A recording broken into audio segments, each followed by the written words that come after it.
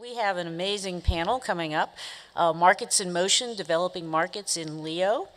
And it's my pleasure to introduce our moderator, John Olson. Dr. John Olson is Vice President, Space Exploration Systems, Sierra Nevada Corporation Space Systems.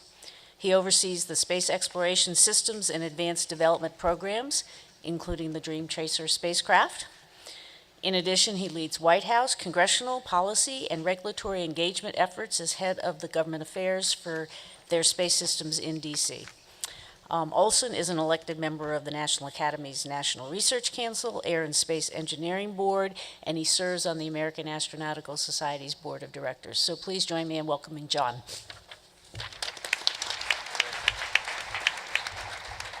Well, good morning. We have a tough act to follow that great last session, but I think you'll really be excited with the lineup that we have for you today. It's a pretty pivotal topic, markets in motion, and so we'll cue it up. We'll cue it up for you here. If you can, there we go. I would like to first introduce our distinguished panelists, and we'll start from my left, working your right. We have Dr. Erica Wagner here, pardon me, I just pulling it up. She's the Business Development Manager for Blue Origin, and she focuses on increasing access to space there, and she's doing a fine job at that. Prior to joining Blue, she worked at the X Prize Foundation and was Senior Director of Exploration Prize Development, and also an Executive Director at the X Prize Lab at MIT. To her immediate left is Stephanie Murphy, and Stephanie Murphy is the principal owner and president of Alpha Space Test and Research Alliance, and shortly called Alpha Space, and she serves the material science community with real-time pure material science research in space utilizing the International Space Station. And she's also involved with, as the executive vice chairman of the board of MEI Technologies, an advanced technology company as well. So we're very pleased to have her with us.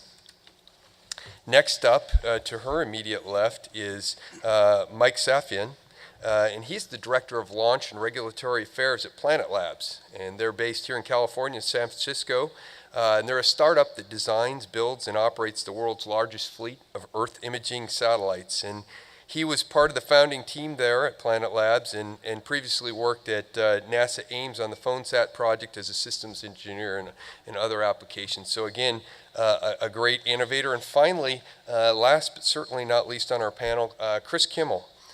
He's the founder of Kentucky Space, which is a nonprofit company, as well as Space Tango Limited Liability Company. That's a for-profit enterprise, and both primarily focus on applications in novel space platforms and experiments in the field of exomedicine for the International Space Station. So he's also a founder of the Idea Festival, which is an international event focusing on innovation, discovery, and creative thinking. So I think we've got a really neat panel for you, and what we're going to do is we're going to probe the real topics. We're a very mission-oriented group, but at the same time, space is a business, and so we're going to talk about the underlying elements and the truly historic opportunities that are ahead. So I'll set and establish a real brief scene setter for you, and then we'll dive into the briefings. And we'll actually work from left to right as we walk through the briefings. So first off, we're all here because of the International Space Station, and it's truly not only a phenomenal human and technical endeavor and the cornerstone of exploration, but it's really the launch pad so to speak, for our commercial endeavors in space and so far beyond. As we look towards creating a truly sustainable, and by that we mean real enduring market that's driven by the fundamentals and built upon LEO markets and products and services and capabilities that deliver, I think it's fundamentally important that we take a look at what's underpinning that.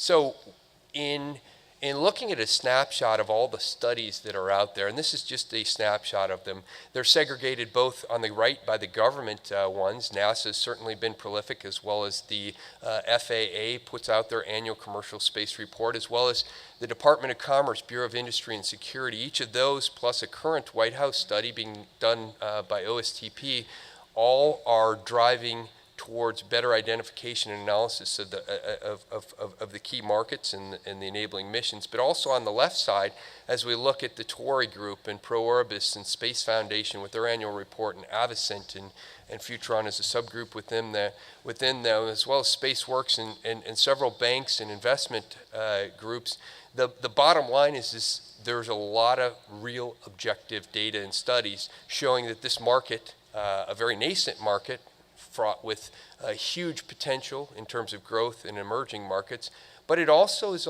tenuous, and so we need to make sure that we're putting those factors together, and our panelists will touch on that today.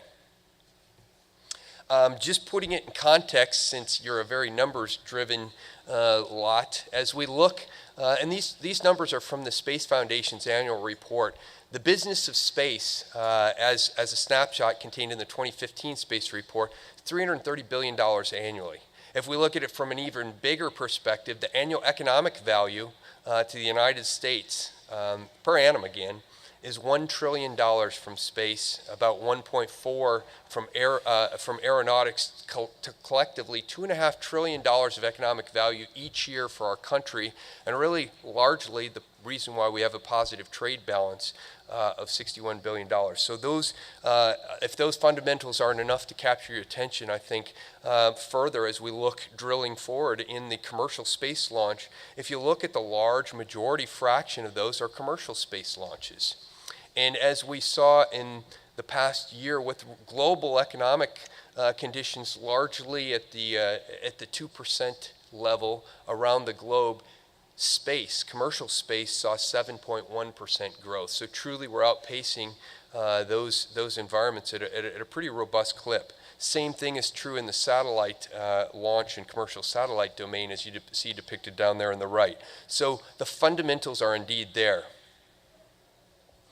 And it's also not just about low Earth orbit, it's about creating a synergy so that we can create those intrinsically government investments to take us to the beyond low Earth orbit exploration enterprise that we so robustly are pursuing. And we can really harness the synergy between low Earth orbit and beyond low Earth orbit, between crewed and uncrewed, science and exploration. It's not a choice between them, but rather it's a synergy among them. So really, as we look to stepping stones to the future, this is an intrinsic part of that. And finally, it's about establishing certainly and maintaining the United States leadership in this arena, but it's truly a global endeavor. It's one where a U.S.-led enterprise initiative that brings space to Earth's economic sphere for not just the United States, but primarily the rest of the world as we look at those existing spacefaring nations and countries, as well as the ones that look to evolve and connect. So with that, we would like to step first. Our first speaker is Chris Kimmel. And so, thank you. Thank you.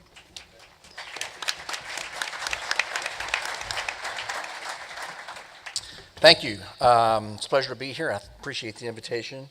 Also, I'd be remiss if I want to start out by thanking that we wouldn't be here today without the great cooperation and collaborative support of NASA and Mary Beth Eden and people on her staff, Mike Reed, and also CASIS with Ken Shields, Mike Roberts, and many other people. So I want to express our appreciation for the really strong support, collaboration, and patience, quite frankly, over the past 5 or 6 years that we've been really into this, that it's made it possible for us to get here.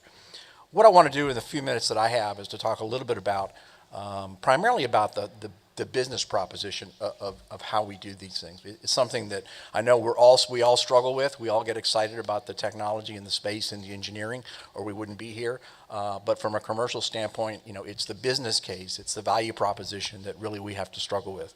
And as was mentioned earlier, Kentucky Space was the first enterprise nonprofit, and in a sense birthed another company called Space Tango, which is a for-profit, which is commercializing and trying to move to market a lot of the R&D that's come out of Kentucky Space and beyond.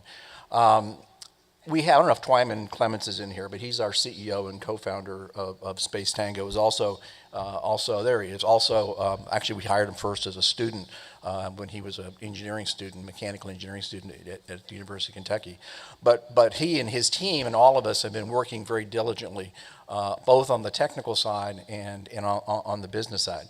And I think I'm probably really well versed and prepared to talk this morning because we've spent the past 6 to 8 months meeting with venture capitalists all across the country, and particularly in Silicon Valley, raising money for Space Tango. And for those of you who haven't had the experience of going through that process with the VCs in Palo Alto and San Francisco, it's a really interesting and illuminating experience. Because when you get in there and they ask you, for example, what your company does, they expect you to answer it in like 5 seconds. And if you can't answer it in 5 seconds, they get nervous. So I'm going to tell you what Space Tango does. Space Tango enables R&D, bioengineering, and biomanufacturing in the microgravity environment of space. That's what we do. Twyman and I worked one night for about 2.5 hours getting our initial description, which was like 5 minutes, down to that one sentence. So what do we do? But fundamentally, again, we are basically in collaboration with NASA and CASIS and others. We design and build technology for the space station. We have a Space Act agreement through NASA, through Kentucky Space, and we design technology, and I'll talk a little bit about that. We actually have our first permanent laboratory. We've already flown probably a half a dozen missions to station and various things. We have our first permanent laboratory called Tango Lab 1, which is a fully automated laboratory going on SpaceX 9 this Sunday. So we're on the countdown, on the clock to put that into station. Again, it's a fully automated lab. And we do a lot of different things and provide for customers and allowing them through this designed micro laboratory the ability to do lots of different experiments from materials to physics to biomedicine, et cetera. One of the key focuses, and I get this as we move into the business side, one of the key focuses for us is biomedical applications in space for use on Earth. And we've actually used a phrase called, some of you may have heard, called exomedicine, which really just collapses. It's not, we didn't invent the research. There's a lot of people have been doing this for years, but really just packages it in a way to say, our focus primarily is not necessarily on the 6 people up there, but the 7 billion people down here. And what we're really looking at is finding ways of using microgravity in creative ways to solve some of these really difficult problems on Earth. And the big question that drives us is, what if the next medical breakthrough isn't on the planet Earth? And we fundamentally believe from a lot of the work that we've done and many other people in this field that have preceded us that there are some huge breakthroughs to be learned from microgravity. In fact, one of the first members of our team was Dr. Barry Bloomberg, who was a Nobel Prize winner in medicine, who discovered the hepatitis B virus and vaccine, who we first kind of started to vet this particular strategy, and he was a huge believer in that area. And so why are we focusing on that? Why is that? Well, our company, first of all, the company, really we have 2 verticals in a sense, and we do something a little bit different. We have the one kind of engineering technology services vertical where we build the technology, we have customers that use that technology, we design experiments for people that need specific things, et cetera, and that's a huge part of what we do. We also have another vertical that also I think is focused on a different angle for the value proposition. And that vertical, where we focus primarily right now, almost exclusively, not totally, in the exomedicine area, basically is a vertical where we actually share and hold the IP or have a revenue sharing plan with our customers. So in many cases, we don't have customers, we have partners. And that's one of the default positions that we move forward. And I would also say we also have an exomedicine team in place, and many times we are the ones who initiate this research. And so as we're looking at exomedicine applications, and right now we think of these as pathways. We have active pathways right now. In some cases, we've already flown some experiments, and all of these pathways have missions in the queue right now. Some will be going up initially on SpaceX 9, then 10 and 11, and others. We have areas in regenerative medicine, synthetic biology, oncology, cystic fibrosis. Interestingly enough, a young doctor we're working with in cystic fibrosis, Dr. Therese White in Ireland, just received a Fulbright fellowship in Europe to come to the U.S. to study exomedicine in the area of cystic fibrosis. which is, to our knowledge, is the first time somebody has received that kind of support from a prestigious organization. And so our vertical, or our two verticals, is a little bit different in the sense that we have the services side, but we also are looking at the IP and revenue sharing side as a way of further extracting value for that marketplace. Because as we look to investors, as we go to investors and we talk to people about how, exploiting space for positive benefits to people using our technology, the question is for them, as you can imagine, is they love the idea of being mission driven, they love the idea of doing good, but they also want to know is how they're going to make money. And one of the ways that we have structured our company to try to achieve that is both on the services side, but also in holding intellectual property, generating intellectual property, and revenue sharing capabilities with that's kind of our default position with most of the projects that we are flying and the people we have partnerships with. We work with a lot of different companies and institutions in the U.S. and around the world in areas of exomedicine, looking at specific questions and ideas that we want to pursue. It's obviously a very early area, but we obviously believe that if you look at market potential and the ability to change people's lives, that biomedicine with applications specifically on Earth is in fact a huge, huge opportunity in affecting people's lives and in markets. In fact, there was an interesting article a couple of months ago in the the New York Times, and they were talking about how a lot of the pharmaceutical companies are now spending a lot of money dredging the bottom of the ocean, looking for new compounds, new plants, new things, the organics, in the biopharmaceutical area, because we've kind of exploited all the rainforests and things of that nature on Earth, and they were talking about that is the article was about that's the last frontier in this area, and of course we actually believe that's not the last frontier. That's a frontier, but microgravity in space is also a frontier. Every time we've harnessed a new medium in physics, whether it be vacuum, et cetera, we have what that has led to basically the development of enormous amounts of knowledge and the enormous creation of enormous amounts of value. And we see, as we all do in this room, microgravity is simply another area of physics, another medium of physics that we now have access to, the ability through microtechnologies to really begin harnessing this, not just in some of the ways that we think about for space flight and exploration, which are critically important, but also harnessing it to do tremendous good and to solve some of the really intractable problems here on Earth, and that's fundamentally what we do. And I'm just going to end by just quickly showing you.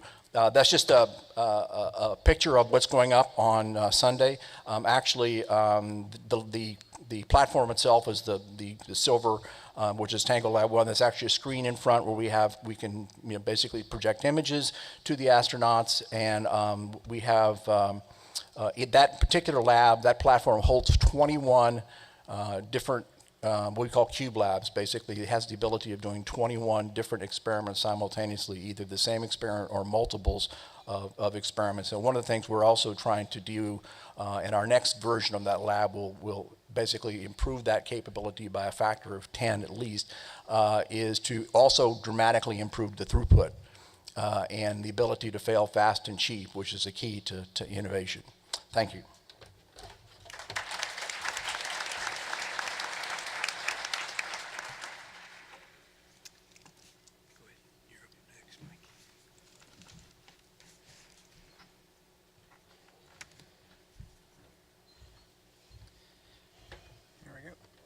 All right, good morning, everyone. My name is Mike Safin. I'm the Director of Launch and Regulatory Affairs at Planet Labs, and we are based in California in San Francisco, so I appreciate the short trip on my part. And our 5-second VC pitch of what we do is we launch and operate a fleet of Earth imaging satellites to be able to image the entire Earth every day. So I'll go through where we came from, why are we doing what we're doing, and what are some of the applications that we're able to enable with this new and unique data set. So this is a scene from a typical, what I would consider a traditional remote sensing satellite buildup. This is the Landsat 8 mission, and you can see the people walking around in full bunny suits for scale, for how people would typically approach remote sensing I come from a NASA background.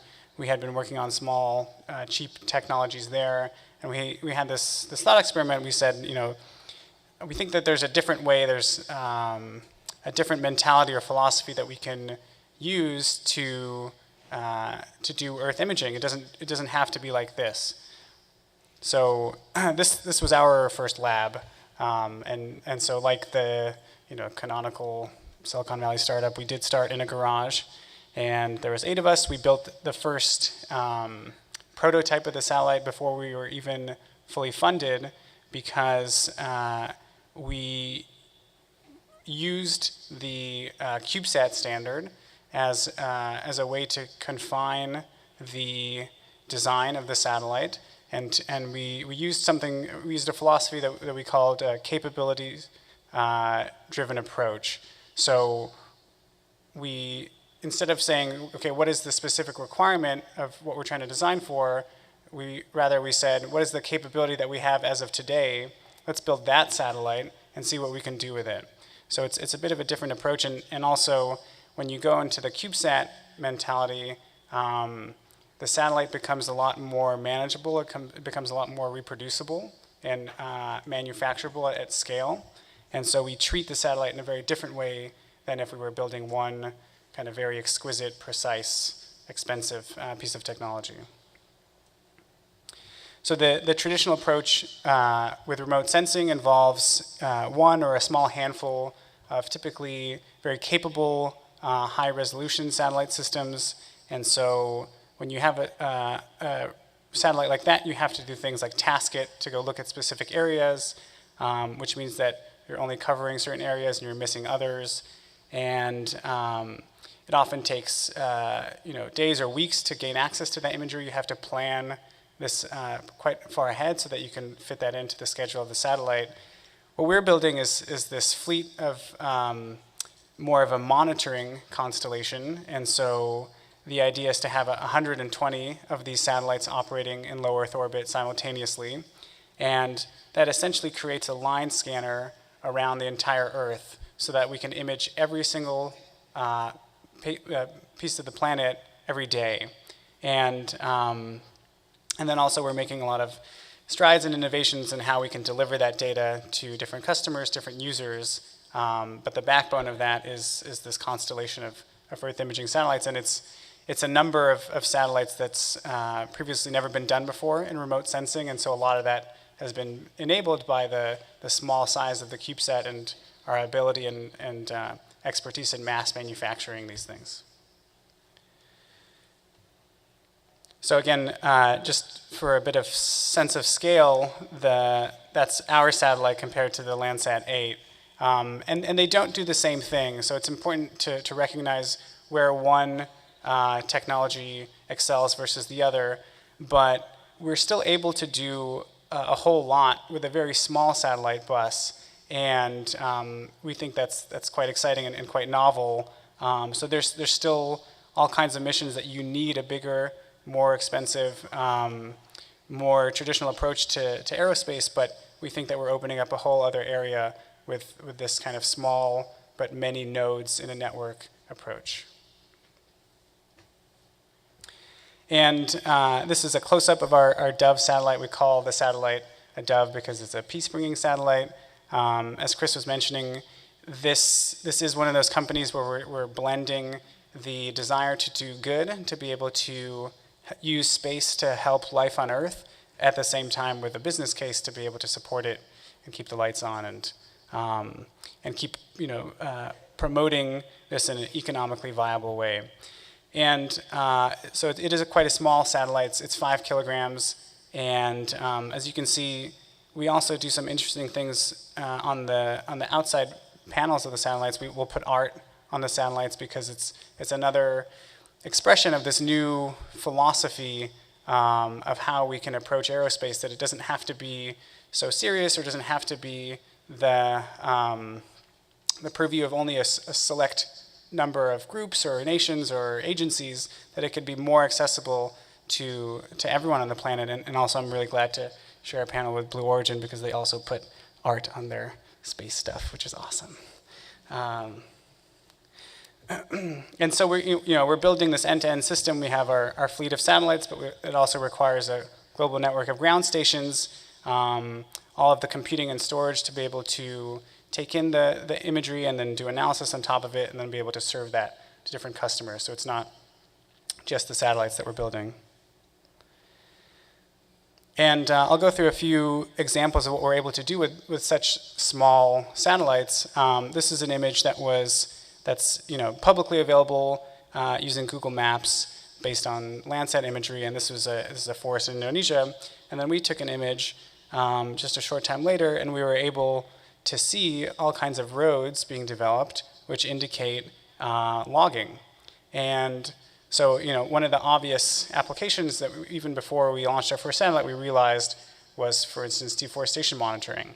And so, with the resolution of our satellites, we're able to very clearly see these changes. But now, instead of being able to see these changes on a monthly or a yearly basis, where you can see things happening, but there's not much you can do about it, if you could see new roads being developed yesterday in a place that maybe they don't really belong, you can actually go and give that information to people who can act upon it. And so now we're able to enable folks to take better care of our planet in ways that weren't available before, because we just didn't have the data, we didn't have the information. We like to say that you can't fix what you can't see, right? So we're trying to shine a light on what's going on the planet, and not just specific parts of the planet, but the whole planet. This is another example that's particularly relevant, especially in the news recently, but China is creating these artificial islands, and so we can also monitor that. You can see some of the change that happened in a short span. And so, again, we have this philosophy that people, and maybe folks who have kids can understand this, that people act better when they know someone's watching. And so this is the type of data that we're trying to bring forth to enable these types of applications. So for international compliance with treaties and things like that. And finally, this is an image of a town in Iraq where we were able to take a baseline. And it's important to note that perhaps this spot we would never have targeted intentionally, but because our system monitors the entire Earth, it's already being captured. So then, when something like this happens, where you have fighting going on between local forces and ISIS, you actually have a baseline to compare to when you see signs of tire fires or things like that indicate that there's armed conflict going on.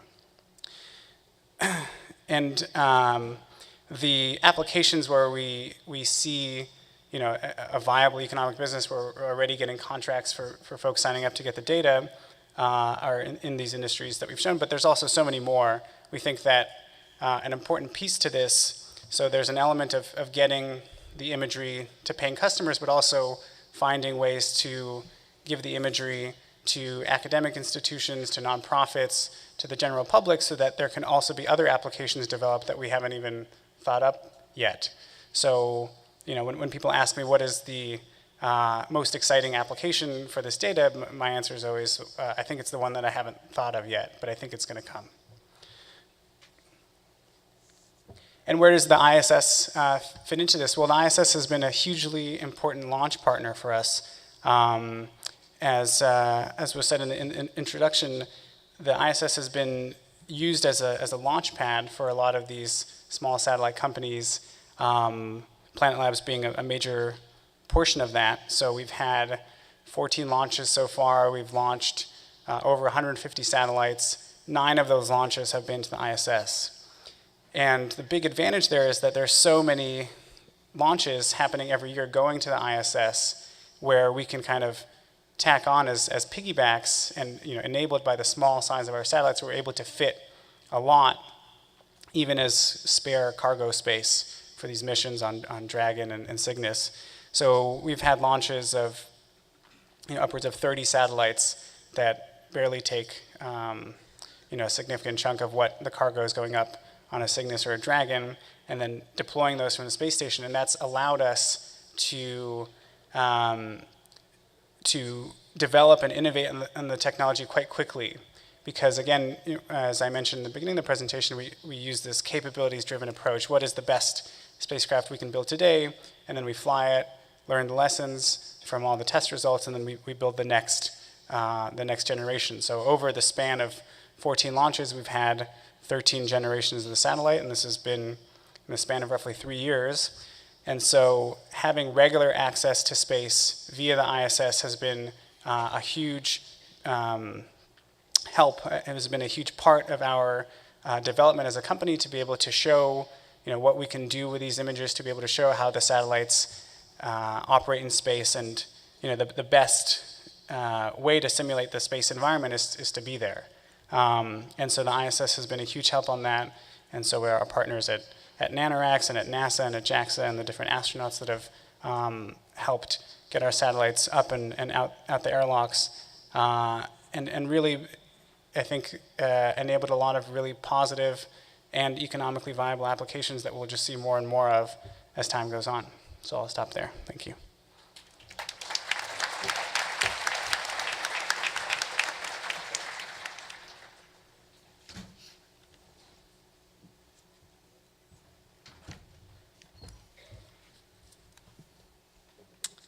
Good morning. I'm Stephanie Murphy. I'm the president of Alpha Space Test and Research Alliance, which is a mouthful, so we call ourselves Alpha Space for short. And I'm really glad to have the opportunity to come to talk to you today about material science testing as an emerging commercial market on the ISS. So I want to start, whoops, let me see. I don't know if some of you, let me go back. I got trigger happy. If some of you are familiar with this iconic photo, it's an image of Dale Gardner taken. He was retrieving a malfunctioning satellite in the 80s, and he made this for sale sign. And I just thought he probably had no idea that a couple decades later, we really would be selling space in space. And if I could share a quick story with you, I was at a Texas Women's Leadership Dinner last fall, and I was networking, and I met this lady, and she asked me, what did I do? And I said, I run a new commercial space company. And so we started visiting a little bit, and she was trying to put me in touch with several other people at the dinner. And they were all real estate agents or investors. I said, I don't really understand how we can come together. And she said, well, you sell commercial space, commercial office space. And I said, no, I don't sell commercial office space. I sell space in space, or I will be selling space in space when our platform launches. So I just thought that was really sort of indicative of where this emerging market is going. You can have a 30-something like me who doesn't look like your traditional space company president, or entrepreneurs or investors or these small businesses popping up all over the place who really are contributing to the commercialization and the great space race. So I just thought that was kind of a unique story. So who is Alpha Space? Well, we're taking on the next generation of material science testing in space and commercializing that. So we're going to be owning and operating the first commercial material science platform known as the MISSI at the ISS. And so we were formed using a little bit of a different business model. We're a spinoff out of MEI Technologies, and we really think commercialization requires a different way of thought from traditional government contracting. And so we were formed last year. We have a cooperative agreement with NASA, as well as working through a commercial contract soon. And of course, material science testing brings a lot of benefits to future spacecraft systems as well as on-Earth benefits. So material science testing is not a new thing for NASA or in general. Material science testing really started in about 45,000 BC And a lot of historical eras of the time are defined by the material that was prominent, like the Bronze Age or the Stone Age. So material science is not a new science. But in space, engineers have been interested in material science since Sputnik era and through the Apollo era as well. There have been various programs throughout the years in the history of NASA that have all focused on testing materials in space. And most recently, the MISSY mission started in the early 2000s in 2001. They started with MISSY 1. And over 4,000 samples have been sent to space on the MISSIs. There's been 8 that have gone. And NASA's also utilized services from the DoD using the space plane, for example, while there's not a MISSY up and available. So just recently, NASA provided this opportunity to commercialize the MISSY through a call for innovation, and we were lucky enough to be a great partner for NASA in that. So NASA and the government have made this tremendous investment in the space station and the infrastructure for the space station. And for a small company like ours, that's a really attractive place to be because we don't have the startup capital that's needed. And so investors and entrepreneurs are drawn in here because you can really actually get your samples into space for just this small delta cost. The infrastructure is already paid for. NASA provides ride services and other services and some equipment along the way to help us get there. And I don't know if any of you were at the presentation last night, but you might have heard Cynthia mention that really NASA subsidizes this flight up and down, and it's in the neighborhood of $7.5 million that NASA subsidizes for these programs. So it's a great time if you're a new company and interested in this commercialization of low Earth orbit, to get in while NASA is still providing that subsidy. So the benefits, are just expansive. Of course, for the first time ever, we've opened up access to space and to materials testing in space. You don't have to be a NASA-sponsored engineer anymore. You can be a private company or a private individual and send your sample up into space. It's kind of a really unique model. NASA, through our cooperative agreement, has about half of the space on the MISSY platform, and then the other half is available for us to sell commercially. And so that could be to government agencies or academia, or it could be emerging companies or private individuals. The benefits that this provides to NASA is that opening up commercialization really drives a couple of things. You have a private company who is responsible to shareholders, and this is the business side of commercialization. And so we're driven to do things in a really cost-efficient way and to drive business innovations. For a long time, the science has historically driven technical innovations and improving the materials or the polymers or the coatings that are out there. But this is a way for us to improve the business model around those tests. And NASA also benefits from opening it up to competition. So commercial competition creates a rivalry, and rivalry forces you to be better at your service offerings, your quality offerings, and all for a lower price. So it's a win-win. Some of the design improvements we've made along the way from prior MISSIs, which kind of speak to how we're trying to be better. So you can see on the left-hand side of this chart is a previous MISSI. It looked like a big suitcase, used to fly up the whole facility, kind of opened up on itself and exposed these materials to space. And so on the bottom right-hand side, this is our new design for the MISSI. It's actually a permanent facility, and on the outside, on each of the 4 sides, there's 3 external carriers. So those carriers, which that's a single carrier up at the top above the large facility, those carriers are filled with the samples and go and come each time instead of taking the entire facility up and down. Those fit in a standard crew transfer bag. They can go on any commercial vehicle. So we've really tried to design it with maximum flexibility in mind. The MISSI is also serviceable robotically now, so don't have to do an EVA and use precious resources for that. It's all installed, and trays are switched out, the carriers are switched out all robotically. And not just robotically, but robotically from the ground, so it still doesn't even require astronaut time on space station to do some of these moves with the arm. We do have to utilize the precious gem airlock, which is a great commodity on ISS, but our materials can go through there pretty easily. So the materials testing environment in space, why would you want to test in space? There's a whole lot of different environments that you can expose your materials to. So the list is up here, you can read through it, but atomic oxygen is one of the most appealing environments.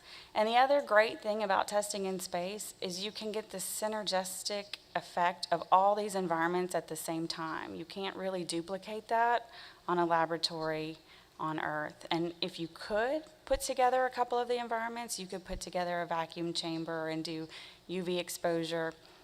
Your results are not as fast and they're not as efficient. And so putting together all of these environments in one time really creates a synergistic effect.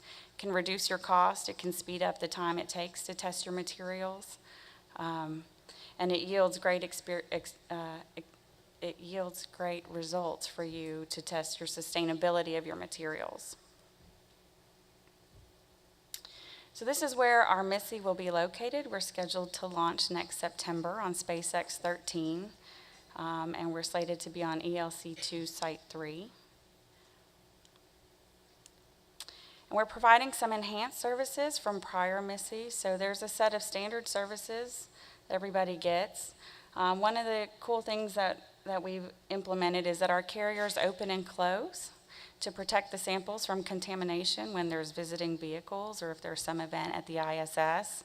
Also, you just saw in that little video, there's a camera trolley that slides across all the samples, captures high-definition photos, so we can send photos back to the PIs. And then there's some other sensor suites and things like that that are available as additional services if you're interested in them. We also offer a telescience resource kit. We're really from your office as a PI, anywhere that you sit. You can get real-time data down from ISS about your experiment. You can pull data from sensor packages if you have an active experiment. You can see the orientation of your experiment. There's different sides that it could be facing and different exposures. And so what are the benefits of material testing in space? Well, saying you've tested in space for a commercial entity that's not related to the space program is a really appealing thing. Space is sexy. It kind of brings this, I've been space tested or space rated. It brings some clout to your product. It's affordable for just this incremental cost. We can integrate your samples and work with NASA to get them up, launched, and put on the space station. As I mentioned earlier, it's hard to duplicate all these environments of space. Here in laboratories on Earth, it's really just much more cost efficient to do it in space, and you receive better yields from your science. And so what are the next steps for us as a company and for MISSI? We're really looking forward to our launch next September. Our facility will go up with some carriers on it, and then we'll start going through 6-month cycles to send our carriers up and down, return samples to PIs who have them up there, and launch new samples up. And we're accepting commercial clients. We signed up our first commercial client just a couple weeks ago, so we're excited about that, a non-traditional space user. And so we're open to talk about it if you want to come visit us at our booth.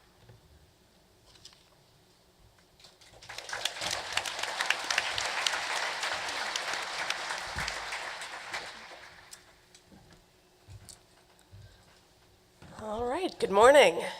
Raise your hand if this is your first time at an ISS R&D conference. Fantastic. So that excites me more than anything else that I've seen on the program. And because Blue Origin is fundamentally about millions of people living and working in space.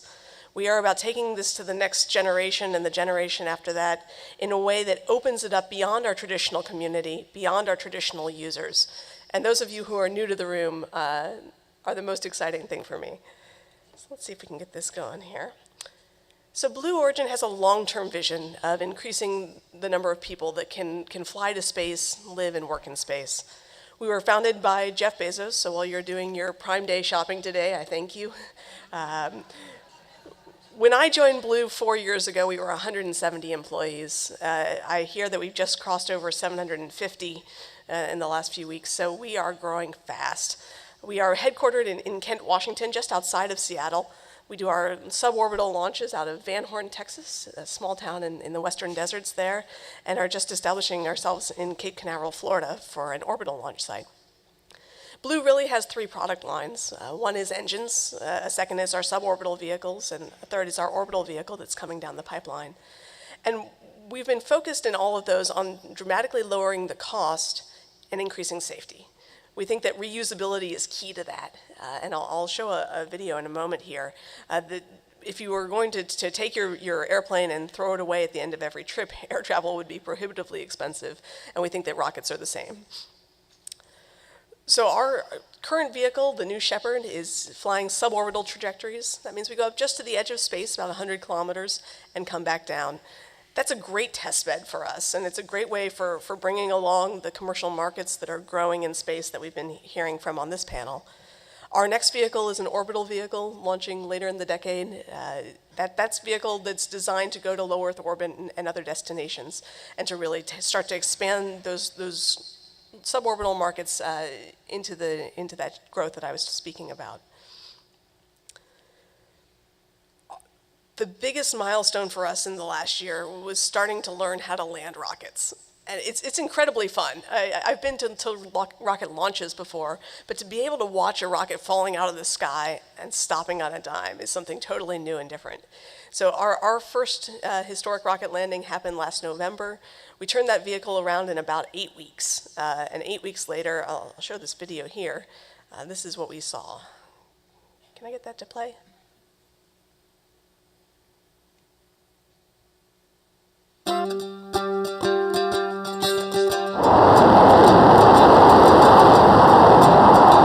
That's our November test flight.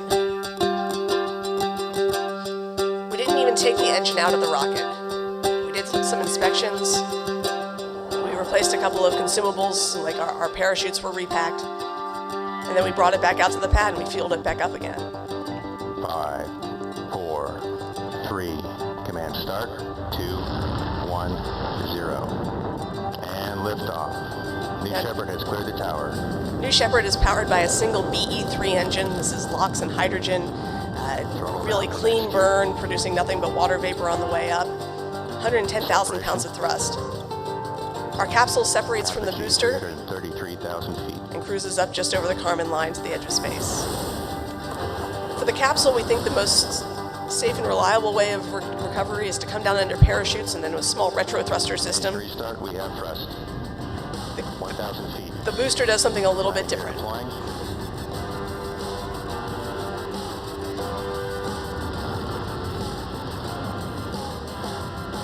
And touchdown. See that from a couple different angles here. A lot of software technology going into building this rocket. The algorithms are absolutely key.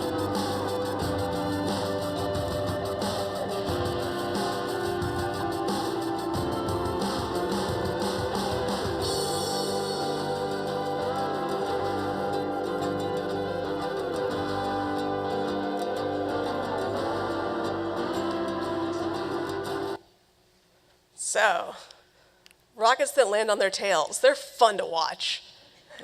They're even more important, though, for how we think about the future of space. Because when the cost of a launch is no longer the cost of a rocket, but the cost of touch labor and fuel, everything in space becomes a different value proposition. Our astronaut experience that we're going to be putting on this capsule, we hope to do our first in-house test flights later next year, and then commercial flights following soon after that. Holds up to 6 astronauts in this capsule. The largest windows we've ever seen in spaceflight. These are about 1,000 square inches each, so about a third of that capsule's windows. It's somewhat like flying in the cupola on the space station. And that gives you an 11-minute flight from end to end. In the middle of that, though, and what I think is more relevant maybe for the folks in this room, is that we have about 3.5 minutes of really, really clean zero gravity time. So we're seeing milli-G level accelerations. We see a nice quiescent flight across the top. It's like a very, very large parabola. So for those of you who have done parabolic flights and wish you had cleaner G or longer G, opportunities to fly more regularly, this is a vehicle that's great for that. We've designed our own system of racks that can fly hardware, like the ones we were hearing about on the panel here today. A really wide range of capabilities. We're also starting to architect an externally mounted payload space for those who need access to the space environment. Let's go back. On that flight that you saw, the flight after the one that we just saw, so this April, we flew our first payloads. So this is the University of Central Florida on the top, the Southwest Research Institute on the bottom. They were taking advantage of that milli-G time to study planetary formation and low-G planetary science. So looking at collisions of regolith on different scales. The flight after that, we started to fly fluid physics experiments. We're now starting to manifest flights out through next year with biology, technology, fluids, materials, and a really wide range of experiments, as well as going down and thinking about what this means for STEM. We've developed a student program that will get student experiments on board our rocket for as little as about $5,000. So this is really starting to try to say, how do we take space and say yes and? How do we do what we're doing on Space Station and open that up even wider? And how do we use platforms like this as a stepping stone? How can you go from doing something on your bench top to a parabolic flight test to a suborbital flight test in ways that ensure that more than ever that you can have success on the ISS? You know, for CubeSats launching over the history of the industry, it's been about a 50% success rate for first-time launchers. We think that can be a whole lot better. So let's take things up. If we can get you to space in weeks to months rather than months to years. We can give you a chance to shake down that hardware and make sure that your deployment mechanisms, your two-phase flows are all working the way that you want them to. And we can do that in a way that's commercially friendly. You retain all of your intellectual property. You are able to get your students from a concept at the beginning of a school year to writing their thesis by the end of the term. And with frequent reflights available, right now we're on 8-week centers. We hope to be accelerating that over the next year or so and get this thing flying on a regular basis. So we're hoping that what that means, in the first slide I put up our corporate motto, which is Gradatum Ferociter, step by step ferociously. So like Planet Labs, we're trying to say, here's the technology we have today. What can you do with it? What can we do with it? And how do we take that forward? So John, I'll turn it back over to you.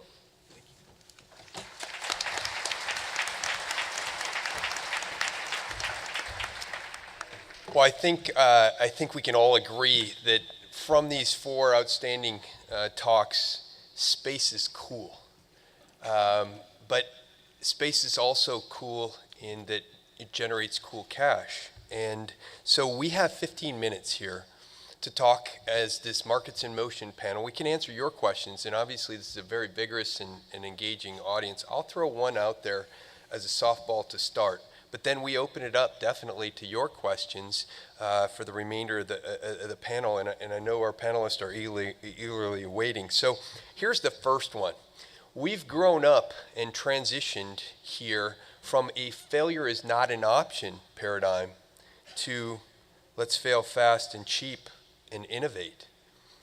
For the panelists, how do you see this? Is this a clash? Is this a balancing act? Is this both?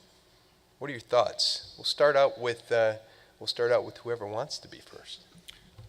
I mentioned earlier. I agree with you. I think if you're looking at high-speed innovation and your ability to really create high-value products, it is about failing fast and cheap, and a lot of iteration, a lot of throughput. And I think we all recognize, and certainly NASA has recognized, that one of the big impediments has been, as Erica talked about it, it's been months to years to get one or two experiments in space, and we can't. We know that that's changing rapidly now, and that has to change. We have to be able to go from ones and twosies every few months to years to literally hundreds I mean, the next lab we're working on, I mentioned, we'll probably be able to do in the neighborhood of 300 to 400 experiments simultaneously, using a lot of lab-on-chip technology. So everybody's working toward that. So I think I agree. Failure is, we like for it not to be an option, but that's how you learn. And if you look at the discoveries in the world, how many of them have come through somebody looking for something else and finding something that was a really aha moment. I'll riff off of that. I think that one of the questions is, when do you fail? Not if you fail, but when will it happen? And if we can drive out failure when it matters most by failing sooner, by testing sooner, by being more rigorous and being willing to have things that are exploding and breaking and failing and trying again, that we are learning more about our systems now up front, so that hopefully by the time that we get to the point where the rubber meets the road, then we are succeeding. And one of the things I wanted to highlight is the advantage of using the ISS as a launch platform. So the lifetime of these satellite missions that are getting deployed from the space station is roughly a year or less. And so if you're using it as an R&D avenue, your satellite, there's a lot more room for failure, for lessons learned, because the satellites will deorbit and burn up in the atmosphere quite quickly, whereas before the ISS was more utilized, there was more missions going to higher altitudes and contributing to a growing orbital debris concern. So I think that the ISS is a very important part in getting the test and R&D satellites into the right orbits, so that you can learn those lessons quickly while avoiding, the densest regions of space that have already troublesome debris populations or other active satellite missions. If I could, I want to just add one more thing to that. So in our business model, we do want to fail fast. We want to correct our mistakes, and we want to get on with it. We have, several years of life on the ISS to utilize this model. But we also want to help our clients fail fast. So if you're testing materials that are going to be used in a space system, we want you to know that quickly up front. We want to be able to get you the data within a year, get you your sample back so you can do your own analysis on it. Many times experiments will look at previous materials used versus newer developed materials, and so you can see the efficacy or the difference in your materials. And so that's part of our business model as well, is to help our clients test quickly what will work and what won't work. I think the common thread throughout that, and those are excellent comments, is that we really need to move at the speed and need in the commercial and the business sector. And so as we evolve our paradigms for living, working, operating, for development of goods and services on the commercial markets, particularly for the ISS and well beyond, moving at that speed of need is so vitally important. So let's go ahead and open it up. I think we got our panel tuned up. There we go. Go ahead.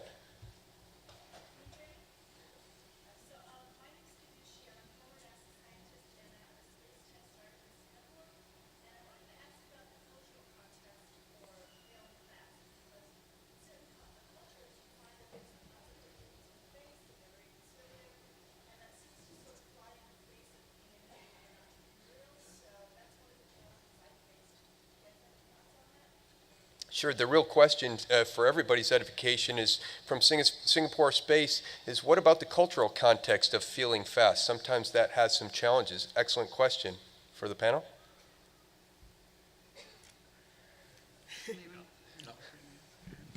I'll say something quickly about it. I think it's a challenge for all of us.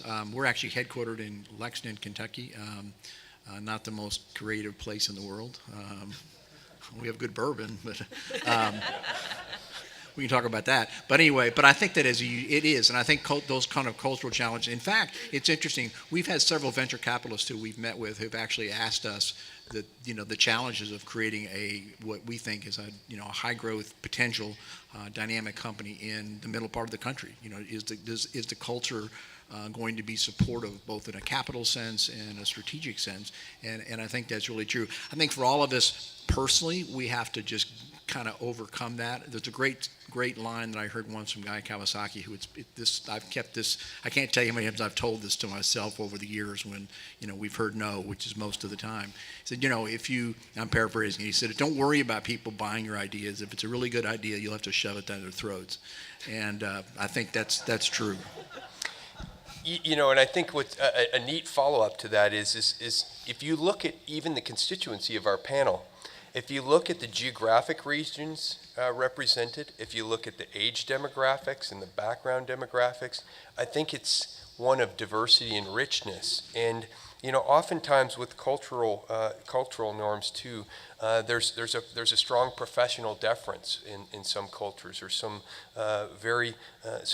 some hierarchical issues. And I think as we look at these markets, I think it's truly the best ideas, the best diversity of inputs leads to the greatest, most enduring outcomes. So I think it is a competition of ideas, and competition is good, as Stephanie really nicely outlined. Let's go to another question. There we go. Sorry, it's hard to see too. So Stephanie, you talked about the model allowing you to develop and improve the business models that you're using for your commercial customers. What approaches are you seeing there? What kinds of things are you seeing differently there for you or any of the other panelists in how you're developing and improving business models or business approaches? Well, we're doing a couple of things.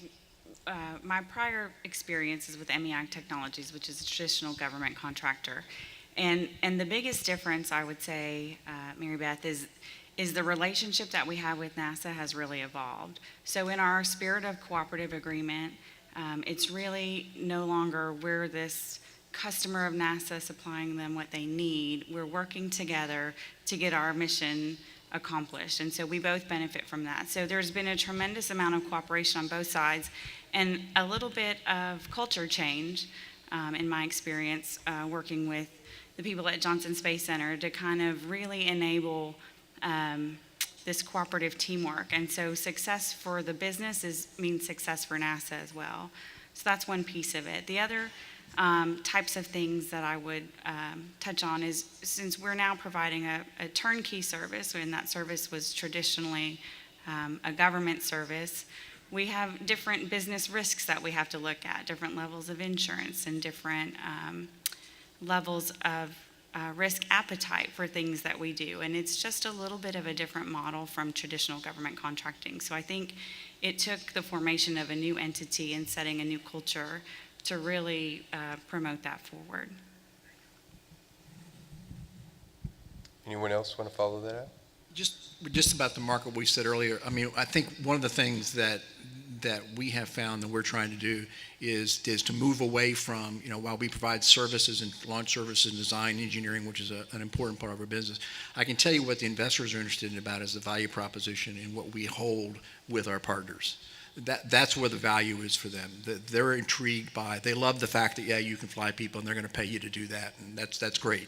But what really I think is, for us, is what we're focusing on. I mentioned is that vertical within, and where we have, we're taking in a sense, equity, IP, revenue sharing positions in a lot of these experiments, knowing that 98% of them are going to go nowhere. That's the nature of the beast in venture capital or any kind of innovation. But I think that's where the value proposition, if you look at the iPhone, when iPhones were first invented, everybody's, enamored by the iPhone. With the app business and the iPhone business now is a $38 to $40 billion business in less than 10 years. And it's the application side, and I think that's one of the things that we all have to think about when we're thinking of application is how, for investors, how do we capture and turn that value and exponentially improve that value for those kind of investors? Because none of the things we're talking about here are cheap. And if it wasn't for the insight, really the nature of NASA and CASIS and providing subsidies for these things, it would be probably too expensive to do at this point. So we have to figure out ways of maximizing that value. And turning that into a virtuous cycle as well. And for us, success is other people starting to make money on the back of our platform, and that those winners can't only be selected by NASA, right? We work with the Flight Opportunities Program at NASA. There's a call coming out this month. If you want to write us a standard federally funded proposal, you can absolutely do that. But if you want to move faster, you can come and purchase services commercially, and that starts to be a really different story because it's not about the federal government picking winners anymore. It's about companies and organizations seeing value in what's being offered in space. Excellent discussion. Okay. Yes, ma'am. Go.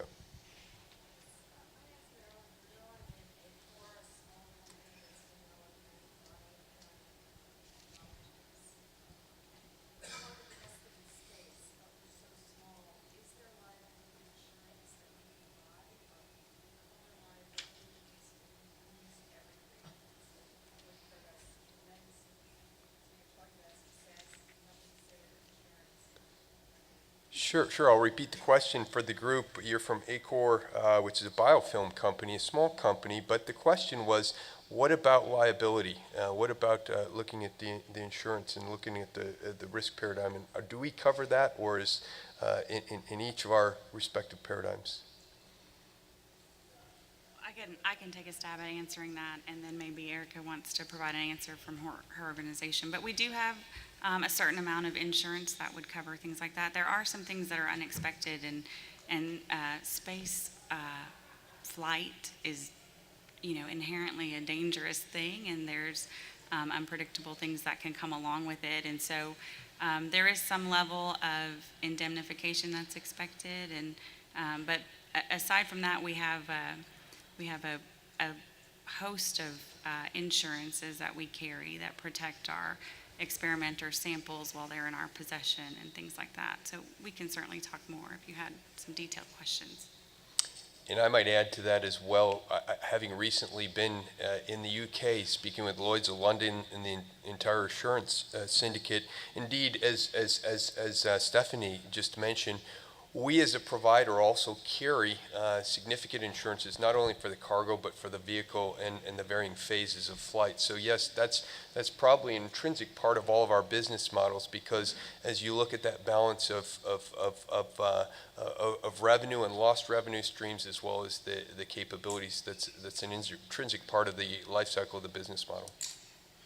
Erica, did you have a comment to that as well? No, I think in the suborbital market, we are seeing different kinds of customers take on risk in different ways. The insurance market is evolving very rapidly, and some of our customers are choosing to self-insure, some are seeking insurance, and some are choosing just to stay with the most affordable way they have of driving forward quickly. At Planet Labs, you guys do this slightly differently as well. Yeah, so for our kind of insurance strategy, it's a mix of we do engage with space insurers who will insure us for failure of flight, so if the rocket doesn't make it to space. But also we have the other part of the philosophy, which is that we build so many satellites that no one satellite is critical to the mission. So we even expect a certain percentage of failure to go about across our fleet, but as a system, it remains intact, and so we can bake in protections with how we approach more or less disposable satellites as long as the system remains whole. Well, I think punctuality is a key part of business, and so we are going to wrap this session up, but I would like to say it's a full contact sport, and every one of our panelists is certainly willing to engage you and is looking forward to do that. So if you have any follow-up questions, I encourage you to set up a chance to talk with them, and we look forward to your continued engagement, because space is indeed very cool, and it's definitely a market that's in motion. So thanks very much. Enjoy it. Yeah, thanks.